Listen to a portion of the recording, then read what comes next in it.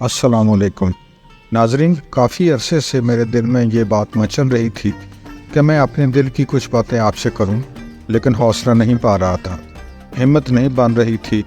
लेकिन आखिरकार बहुत सोच विचार के बाद आज मैंने ये फ़ैसला किया है कि आप सबको अपने दिल की बात बताता हूँ और आपको ये बताता हूँ कि ये जो मैंने चैनल बनाया है इसके पीछे क्या वजूहात हैं और क्या मुहर्रिकात हैं। नाजरीन, बरसों पुरानी बात है कि पंजाब के किसी दूर दराज गांव में एक जुर्रतमंद नौजवान रहता था। उस गांव का ज़िम्मेदार उस नौजवान के बहुत खिलाफ था। उस नौजवान का ये कहना था कि खिदमतें तो सब दिन रात करते हैं, लेकिन खाने को रोटी, पहनने को कपड़ा कोई नहीं देता, बीमारों का इलाज कोई नहीं करवाता। ज़िम्मेदार साहब ये सुनकर बहुत नाराज़ होते थे। एक दिन उन्होंने उस नौजवान को गिरफ्तार करवाने की कोशिश की। जब गांव के लोगों ने देखा कि ज़िम्मेदार इस नौजवान को गिरफ्तार कराने की कोशिश कर रहा है, तो उन्होंने इस नौजवान को गांव से फरार करवा दिया। पुलिस भी आई, लेकिन वो नौजवान ना मिला, तो पुलिस ने सारे गांव के लोगों को पकड़कर थाने में बंद कर दिया।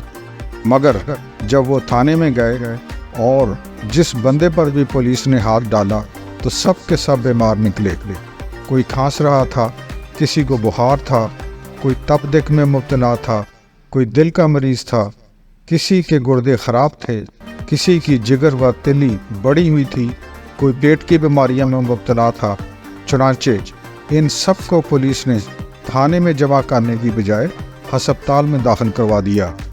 नाजरीन, मैंने भी अपनी ज़िंदगी में बहुत सारे इलाके देखे हैं और मैंने देखा है कि चीथड़े लटकते हुए चलते फिरते स्केल्टन अशरफुल मखलूक़ात की ये तजलील इंतहाई अफसोसनाक है।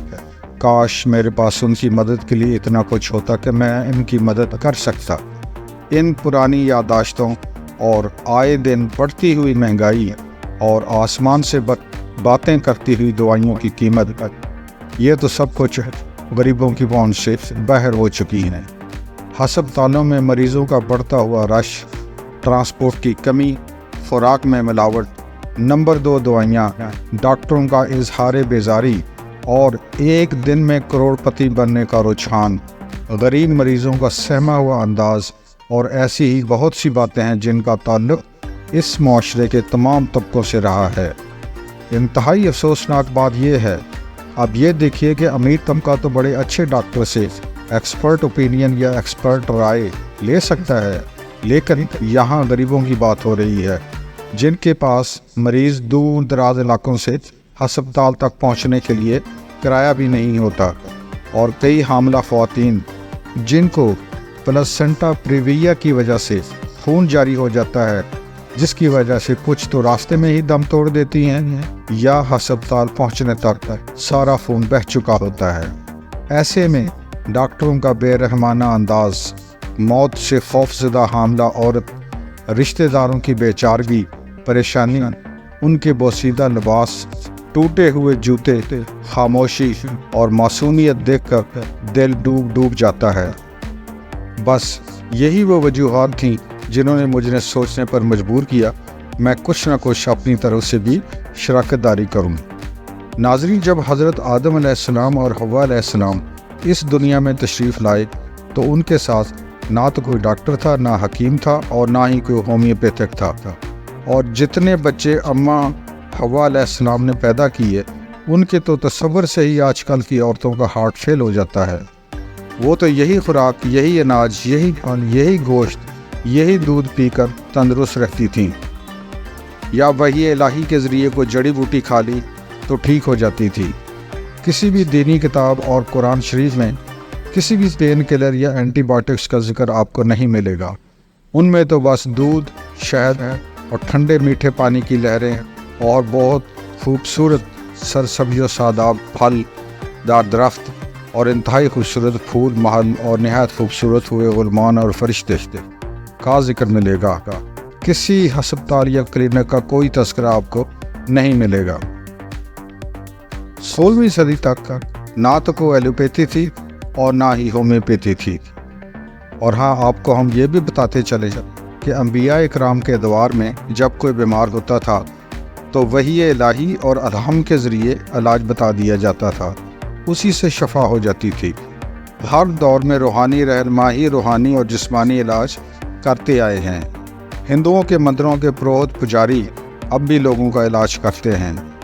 علم الادویہ کے بانی حضرت داؤد علیہ السلام تھے۔ وہ جدھر تشریف لے جاتے تو راستے کا ہر درخت، ہر جڑی بوٹی، پھل، پھول، پتھر ان سے شناسائی کرتا اور اپنا نام اور اپنے خواص بتاتا، جسے وہ ڈائری میں نوٹ کر لیا کرتے تھے۔ پھر یہ بھلائی کا راستہ حکمت اور برگزیدہ بندے حضرت لقمان علیہ السلام کو عطا ہوا۔ حضرت عیسیٰ علیہ السلام کوڑیوں کو شفا دیتے اور مردوں کو زندہ کر دیتے تھے۔ ان کے بعد حضرت محمد صلی اللہ علیہ وآلہ وسلم کو حکمت عطا ہوئی، جس کا تذکرہ قرآن پاک میں ہے، اور وہ اس طرح سے ہے کہ ہم نے تم پر اپنی کتاب اتاری، حکمت سکھائی اور ہر وہ علم سکھایا جو تمہیں پہلے نہ آتا تھا، اور یہ اللہ کا تم پر بہت بڑا فضل ہے۔ تو ان سب باتوں کو مد نظر رکھ کر میں نے ارادہ کیا کہ خوراک کے تمام اجزاء، اناج، دانے، سبزیاں، گوشت، دودھ، پانی، پھل، پھول، جڑی بوٹیاں کی خاصیتیں اور سردار الانبیاء کے بیماری کے متعلق فرمودات، جو کہ صحت انسانیت کے لیے بیش قیمت سرمایہ ہیں، کیوں نہ انہیں ان لوگوں تک پہنچا دیا جائے جنہیں اس مہنگائی کے دور میں ان کی اب اور بھی زیادہ ضرورت ہے۔ آپ کو میری ان ویڈیوز میں اناج، گوشت، سبزی، پھل، پھول، جڑی بوٹیوں کی خواہش اور فوائد بیان کیے جائیں گے۔ چھوٹے آسان نسخہ جات جو کچھ بھی لکھا گیا ہے ان میں میری کوئی کنٹریبیوشن نہیں ہے، بلکہ یہ فرمودات رسول اللہ صلی اللہ علیہ وآلہ وسلم کے اقتصابات میں سے ہیں اور واجب الاحترام مستند حکماء کے تجربات کا نچوڑ ہے۔ میرا کام صرف اتنا ہے کہ ان سب کو جمع کر کے